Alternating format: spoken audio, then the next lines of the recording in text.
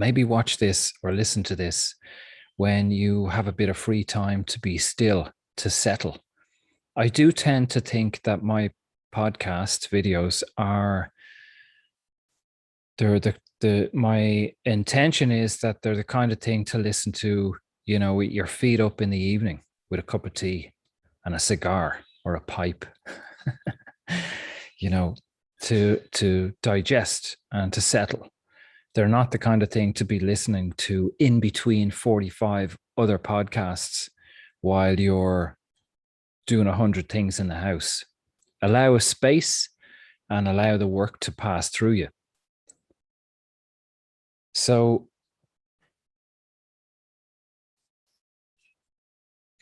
can you feel your body? Can you feel, say, your ankles or your knees?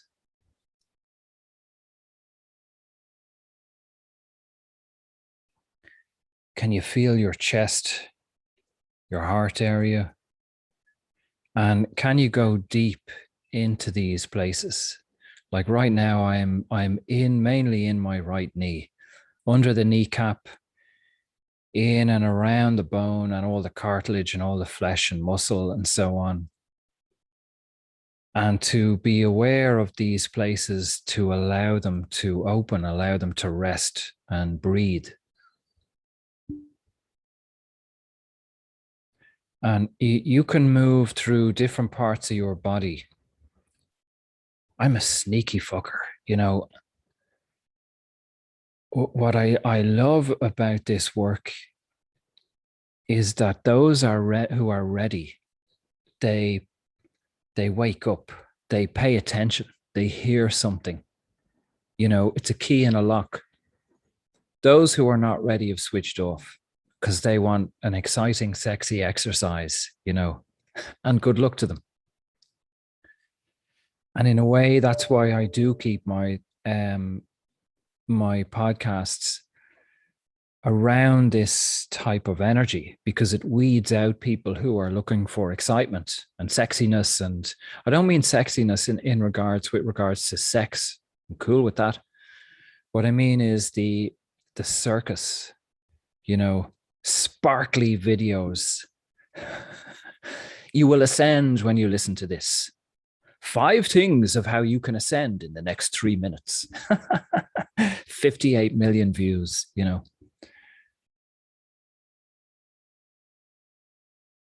The work is there.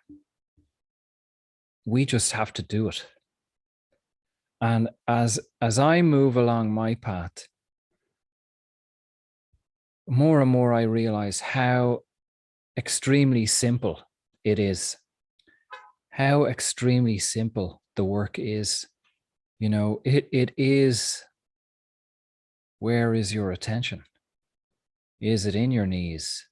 Have you gone up into the mind to agree or disagree or try to remember or write something down or have a conversation? Maybe you've missed the last minute of what I've been speaking about.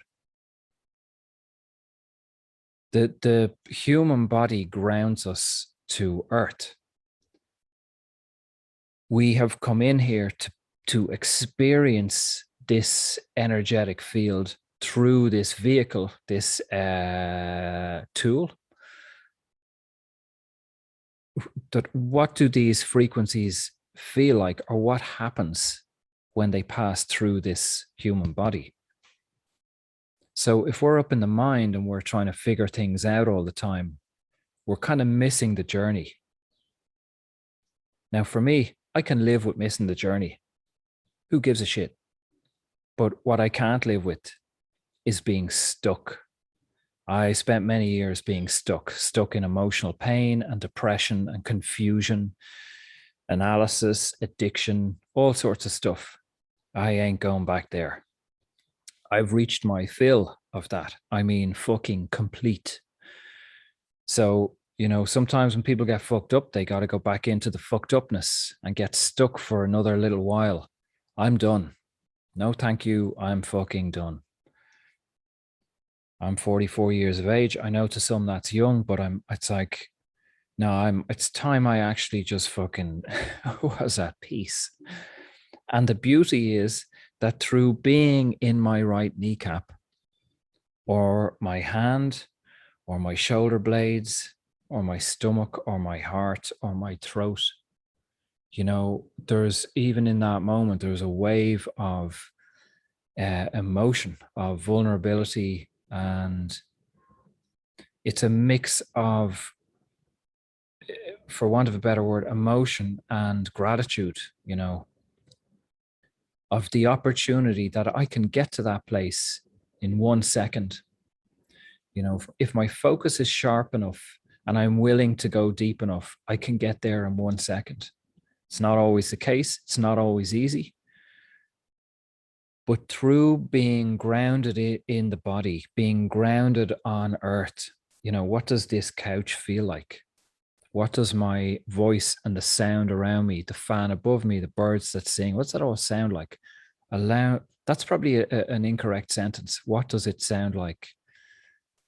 Another way of putting that would be, how does this sound feel? But even that sounds too introspective. I suppose it's allow myself to feel the sound, allow myself to feel the couch, allow myself to feel, facilitate, create that opportunity to feel my body, to be aware of my body. This is earth. This is what we've come here for. The idea, of a lot of spiritual people trying to ascend, you can see the desperation. There's a YouTube channel called, I don't know, is it The Higher Self or Higher Self? And they picked up one of my stories 3 years ago, maybe, called There Is No Spoon. And they made it into a video, and it was on their channel, and it was one of the highest viewed or listened to videos, certainly at that time. It was way beyond a lot of the other stuff. But so from time to time, I come across that channel quite rarely, and time to time, purely out of curiosity, I might click on a video, and I click on a video to feel what's being said. Now, 99% of that stuff does not resonate with me these days at all. But I would at times go down and read the comments, and most of the comments are people who are just desperately unhappy. This is the state of spirituality. I've come now. I'm not watching every video by a long way. I might watch one a year. I wouldn't even say watch, but anyway, people saying, "Oh, I hope the Archangel Michael comes soon. Oh, I can't wait to get out of this place. Oh, I hope they save us now. When are the spaceships coming? Oh, I can't wait to be rid of this place." All this stuff. Now, I can relate to that because I spent many years in that state and in that pain. Today, I don't want to leave this place. There's a great book, which is actually holding my microphone up, called The Red Line by Maria Zeppes. And I think it might be out of print in some place. It's hard to find, but it follows the arc of multiple lifetimes. And, as we awaken and as we evolve, and as we regain our abilities and our awareness, our consciousness, our power, we're freer, and freer to have fun, freer to play, freer to enjoy. So, I mean, I'm not awake. I'm not at that stage. I don't consider myself awake. I consider this an awakening. It's a continual. But, as I said earlier, so that if you're not hearing me, let's say you've missed a minute of this, me talking, or you're watching a movie and you kind of zone out and you tune back in, go, fuck, what happened? Imagine how much of your life you're missing.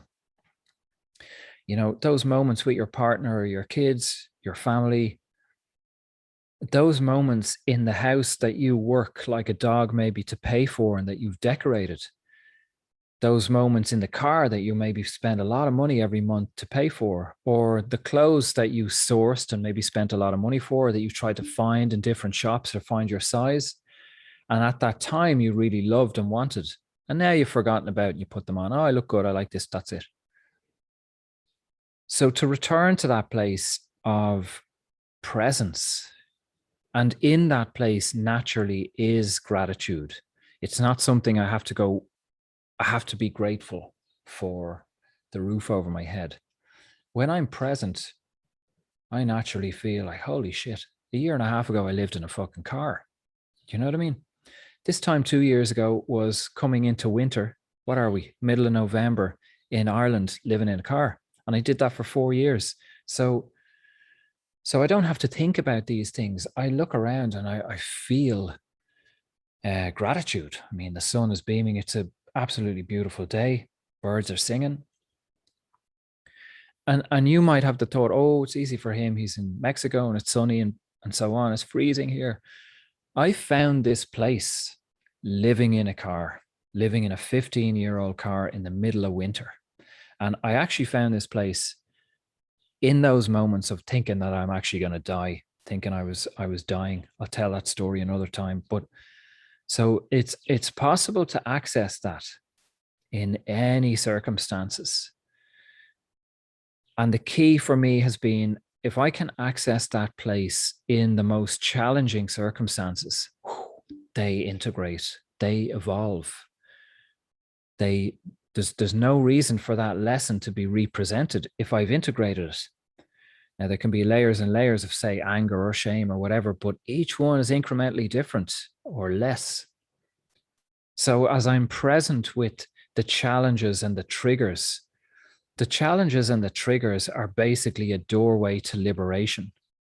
And we're in a world that we try to escape the challenge, the trigger, the toxic person.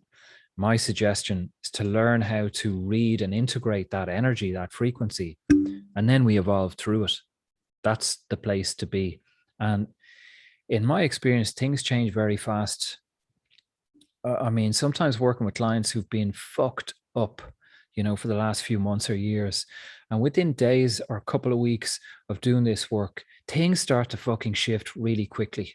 It's amazing because I, like many others, have gone to retreats, I've read books, I've practiced fucking things from books and mantras and all this kind of stuff. Incremental change, superficial change, lasts a little while, maybe not at all. This work that I live and that I teach to people, things change very fucking fast. The cave you fear to enter holds the treasure that you seek. You don't need me. Simply in the next 3 seconds, think of the biggest challenges in your life. If you go directly to those challenges and work through and integrate that energy, your life will change drastically. That's pretty much all it is. Stoicism, in a sense. Anyway, thanks for listening to me. And be aware of that body. Build a relationship with just listening and observing and being grounded, being on earth, being in the body, and allowing the activity of the ego and the mind to settle, and allowing thus, the quiet voice to come through and the quiet guidance. But I can feel from the people who do listen to these videos, I feel it in the last few weeks, that you are receiving this now on a deeper level. And a superficial answer it would be that because you are changing, and we're now in October, and we're now in November. I said from October onwards that things would increase, that divide would increase, the chaos among many people, and then those of us who've moved away, consciously, no, I'm going in a different direction. I'm working with me. As we move in that direction, we're on that wave. So if we can stay on the wave and stay doing the work, things happen very, very fast, very quickly. But when you're not doing that or not on the wave, you think, you think, no, things are not changing. Oh my God. Because you just can't see the opportunity is exquisite. So yeah, that's it. You're welcome on Sunday to the Zoom sessions. It's a good place to be, good people. And we just go into the heart, we go into presence and see what happens. Anyway, enjoy your day. Buy me a coffee. There's a link below. Thanks.